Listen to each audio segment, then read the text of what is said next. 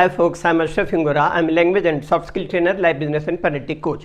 English breakfast with Ashraf में आज हम टाइम पार्ट 2 का अध्ययन करेंगे और इससे रिलेटेड देखिए जनरली जैसे मैंने कहा था आपको इसके पहले वाले में जनरली हम समय बताते हैं किसी को तो एग्जैक्ट टाइम बताने की बजाय आसपास का टाइमर थोड़ा 2-3 मिनट आगे पीछे इट्स ओके बातचीत में तो किस तरह से कहा जाए ये चीज़ें देखेंगे। फिर घड़ी देखने से रिलेटेड और सारी चीज़ों का आपको इंफॉर्मेशन मिलेगा। देखिएगा इसमें It is nearly 10, close to 10, coming up to 10.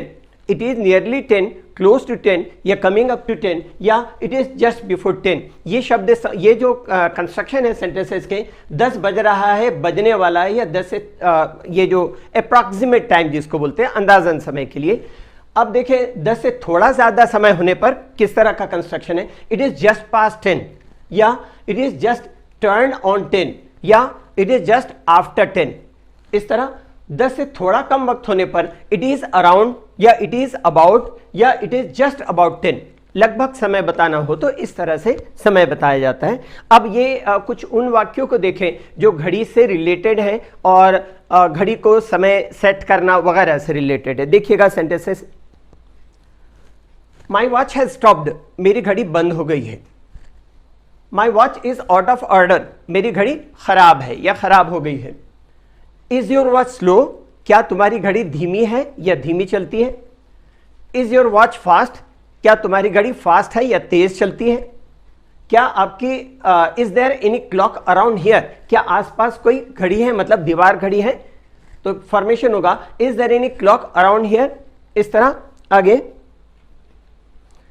My watch loses 5 minutes a day, my watch loses 5 minutes a day, मेरी घड़ी रोज 5 मिनट देर से चलती है।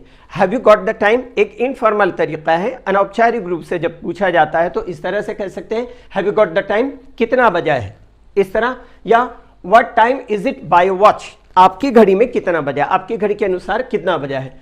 आगे I don't have my watch on right now, I don't have my watch on right now मतलब मैं अभी घड़ी पहना नहीं हूं। अगर किसी ने समय पूछा आप घड़ी नहीं पहने तो आपका जवाब होगा I don't have my watch on right now.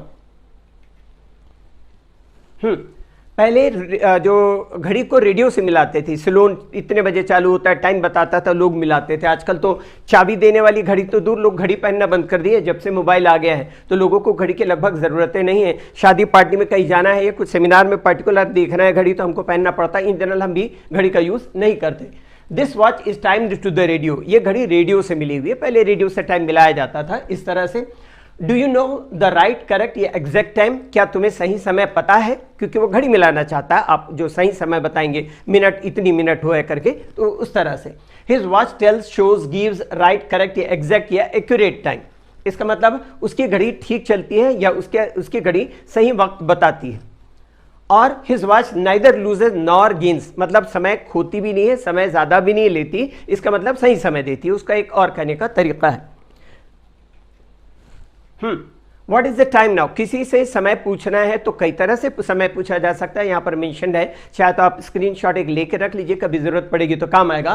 Sentence देखेंगे what is the time now, what time is it, अलग अलग तरह से what time is it right now या what time do you have please, इस तरह से। तो समय पूछने के लिए अलग अलग तरह से पूछ सकते हैं। एक और फॉर्मेशन है could you tell me the time, ये ज्यादा फॉर्मल है, could you tell me the time, क्या आप मुझे समय बता सकते हैं इस तरह से।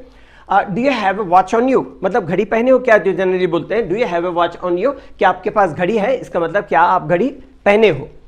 Do you wind your watch regularly, अब तो वो गया दौर जब घड़ी को ऐसे चाबी दिया जाता था, दीवार घड़ी में भी ऐसे घुमा करके चाबी देते थे, आपकी घड़ी में भी वो था, अब तो वो सारे सिस्टम खत्म हो गए तो अब इसकी जरूरत लगभग नहीं पड़ना है। फिर भी जानकारी की हद तक do you wind your watch regularly, क्या आप अपनी घड़ी में रोज चाबी देते हैं इस तरह से।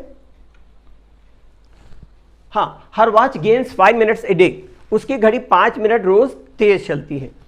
Next, are you sure your watch is right, जब कोई टाइम मिलाता है और देखता है कि अगर उसको लगता है यार सही है कि नहीं तो वो इस तरह से पूछता है are you sure your watch is right, क्या आप निश्चिंत है कि आपकी घड़ी सही है या आपकी घड़ी का वक्त सही है इस तरह। Are these wall clocks synchronised, क्या ये दीवार घड़ी है, सिंक्रोनाइज का मतलब होता है एक ही काल में, एक दीवार घड़ी यहाँ पर एक दीवार घड़ी दूसरे रूम में, बराबर दीवार घड़ियाँ आपस में एक दूसरे से मिली हुई हैं तो ये सिंक्रोनाइज कहलाता है, मतलब एक ही काल में होना। क्या ये दीवार घड़ी एक दूसरे से मिली हुई है, are these wall clocks synchronized. Do you know how to tell the time या do you know telling the time, या तो इन्फिनेटिव का यूज होगा या वर्ब प्लस आईएनजी का यूज होगा। क्या आप घड़ी देखना जानते हैं, मतलब समय बताना जानते हैं। ये कुछ एक सेंटेंसेस हुए घड़ी से संबंधित।